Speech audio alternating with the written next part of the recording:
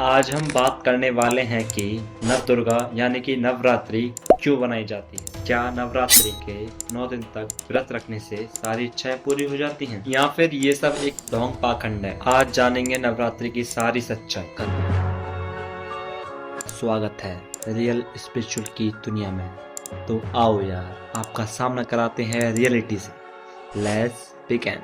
पहले ये बात कर लेते हैं कि 9 दुर्गा यानी कि नवरात्रि क्यों बनाया जाता है। असल एक पौराणिक कथा के अनुसार जब धरती पर महिषासुर का आतंक बढ़ गया और देवता भी उसे मार पाने में असमर्थ हो गए, क्योंकि महिषासुर को वरदान मिला हुआ था कि कोई भी देवता या दानव उस पर विजय प्राप्त नहीं कर सकता है। ऐसे में देवताओं ने माता पार्वती को प्रसन्न कर उनसे रक्षा की प्रार्थना की, जिसके बाद माता पार्वती ने अपने अंश से 9 रूप प्रकट किया और दुष्ट महिषासुर से 9 दिन तक प्रचंड युद्ध कर उसके वध कर दिया।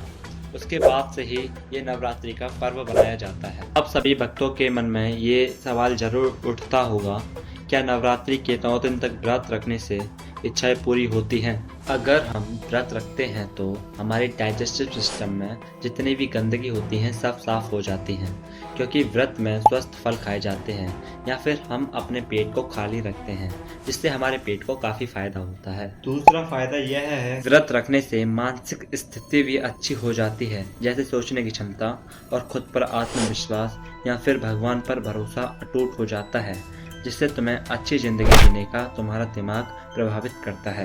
व्रत हमारे मानसिक व शारीरिक स्वास्थ्य में सुधार लाता है, जिससे हम अपनी इच्छाएं की तरफ मेहनत व लगन से लग जाते हैं। इसी प्रकार से व्रत हमारी सारी इच्छाएं पूरी करता है। इस वीडियो का सबसे बड़ा प्रश्न, नवरात्रि की पूजा करना ढोंग पाखंड है? तो इसका उत्तर है हाँ। नवरात्रि पर तुम अगर घर में नारियल व सामग्री रखकर और ज्योति जलाकर मैया को आकर्षक कर रहे हो तो ये सब ढोंग पाखंड है, क्योंकि जिस चीज की तुम पूजा कर रहे हो वो इंसान ने बनाई है और भगवान को इंसान नहीं बना सकता। और वैसे भी जो चीज एग्जिस्ट ही नहीं करती उसकी पूजा करने से क्या फायदा। हाँ, तुमने सही सुना, जो चीज एग्जिस्ट ही नहीं करती उसकी पूजा करने से क्या फायदा। ऐसा कोई भगवान नहीं है जो इस तस्वीर में दर्शाया हो, और हर तस्वीर में भगवान को इंसान के शरीर में दर्शाया है, जिससे पता चलता है कि इंसान की सोच कितनी छोटी है, क्योंकि कोई इंसान भगवान नहीं हो सकता। कुछ लोग आएंगे और बोलेंगे तू ही बता दे भगवान कहाँ है। अगर हम आध्यात्मिक की नज़रों से देखें तो भगवान प्रकृति है, यानी कि नेचर ही सब कुछ है, क्योंकि तुम प्रकृति से बनते हो और इसी में ख़त्म हो जाते हो। तो इस प्रकृति को बचाओ, उसका ध्यान रखो और पालन पोषण करो प्रकृति का। प्रकृति तुम्हारा हमेशा भला करेगी और तुम पर कृपा दृष्टि बनाए रखेगी। आज की वीडियो में सिर्फ इतना ही।